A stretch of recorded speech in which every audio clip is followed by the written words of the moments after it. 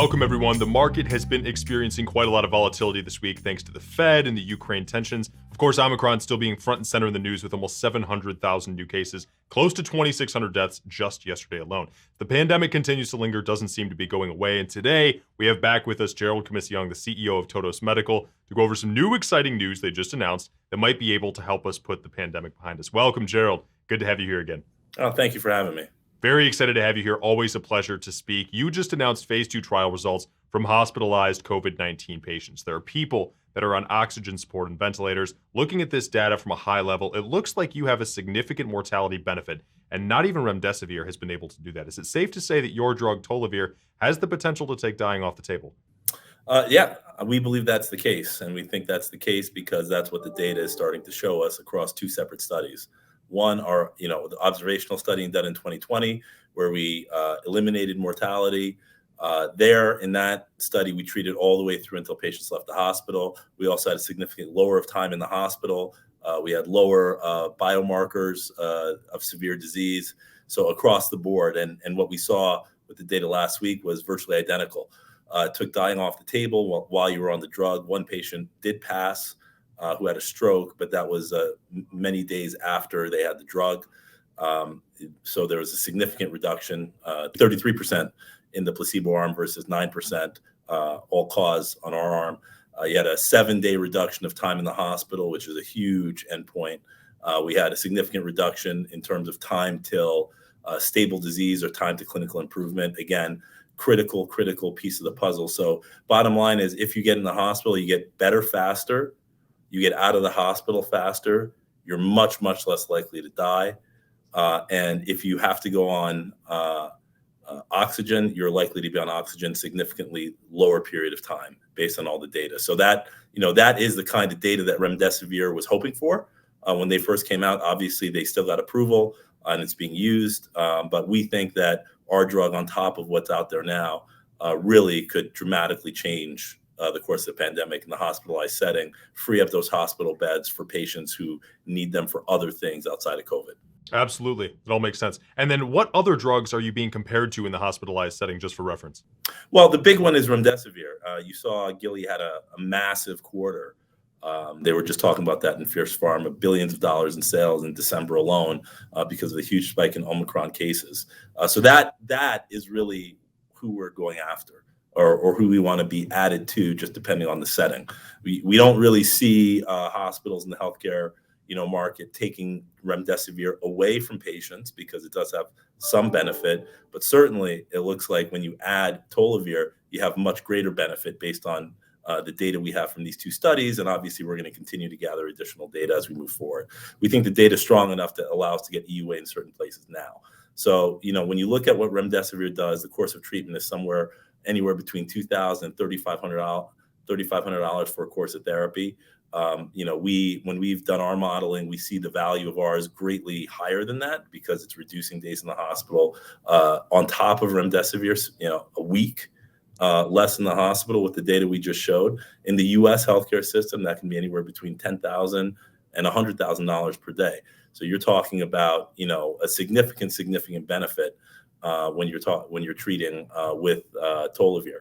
And so, that's the target. We think we can add a lot of value by reducing those endpoints of people in the ICU, very expensive, people in the hospital, very expensive, and obviously reducing mortality. So, Remdesivir is definitely what we want to be compared to, and we think we're better than. Absolutely. No, great information there. And of course, another important milestone of the study was reducing the time of hospitalization. So your trial results showing a 7-day decrease in hospital stays. And this obviously has the potential to flatten that curve when you think about how many people are hospitalized. Can you quantify what that means to us in terms of hospital savings? Is this something that health insurers are going to find valuable? I think that is the number one endpoint for hospital insurers. Because, days in the hospital, first of all, we all know the longer you stay in the hospital, the worse things go wrong. So if you can get people out of that hospital, you keep them out of the danger zone. And that's really where you see the mortality benefit and you see some of the other benefits. So insurers and government should be all over that, especially because, as the ICUs get full, what they do is they do something called triage. So they're not giving every patient the best care they can possibly give. they're figuring out which patients are the most likely ones to survive or who need immediate attention now, and the focus is on those patients. And those other patients who may not be doing as well or less likely to survive, they're less likely to get attention. And obviously that increases mortality. So if you can get those people who are kind of just doing okay and get them out of the hospital faster because they start doing better, that makes more beds available faster for some of these other patients who are going to come in. And if you can keep that cycle going, you can clear the backlog at the hospital. We heard from, our physicians in our study that unfortunately they have to make some very difficult decisions when they're treating patients. This is not an easy thing to do when you have a surge like the surge we've seen with record hospitalizations with Omicron. And now we've got the son of Omicron, BA2, that's coming right behind it. And obviously there's the expectation of the next variant. If you can calm that cytokine storm down, get rid of or slow down the replication of the virus to a point where your body can overcome it, stop that cycle, get the patient feeling better and out of the hospital, that is tremendous value. And it also takes the strain off of the tremendous nurses and doctors who are out there working to keep us healthy. It really will help them, especially with their mental health and other things. So we think that this is a huge benefit to the system. It's going to be a huge benefit for patients, for payers, for hospital staff, and this is something that is needed now. There's no downside. Got it.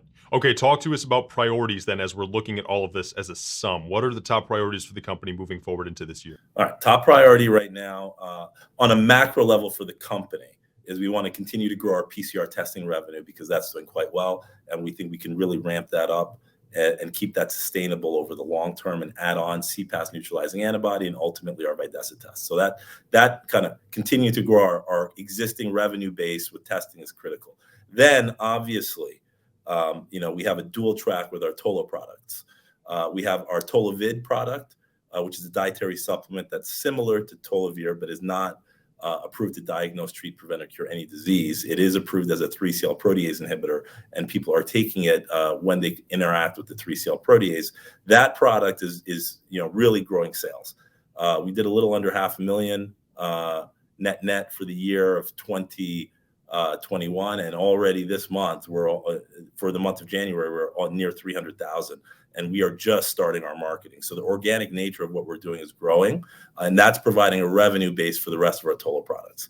Now Tollovir, which is obviously the blockbuster that we have in our pipeline, that now is actually on a path potentially for EUA in certain jurisdictions that are a little smaller who have a greater need. So we're in conversations with a couple of them now, and that includes Israel, that includes Greece, and we're looking at ways to add data or to get the data into the point where we can get an EUA. So that's priority number one in the adult hospital setting.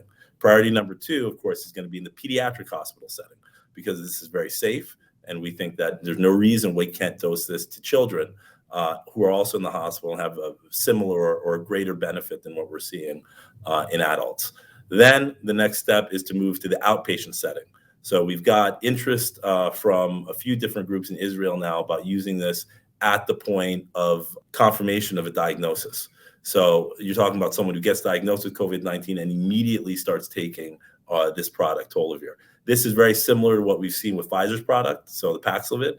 And we think we can show similarities or potentially benefits because we don't only treat the 3-CL protease, we also treat the symptom-causing cytokine storm. So that's in the moderate setting. Obviously, in the earlier settings, I mentioned that that's somewhere where we're going to go to as well, right before you get into the hospital, so to keep you out of the hospital. And then long COVID. This is something that's becoming more and more important as a chronic disease. I expect it to become the largest chronic disease in the world. It's a pretty robust pathway, but the focus in the short term is going after Remdesivir in the adult hospitalized setting with Tollovir. We think we can generate the revenue there to do all the other things we want to do. Outstanding. Gerald Commissiong, CEO of Todos Medical. Always exciting to have you on. Always something new in the rearview mirror and always something coming up as we look ahead as well. So really excited to see this play out. Thank you again for being here. Thank you.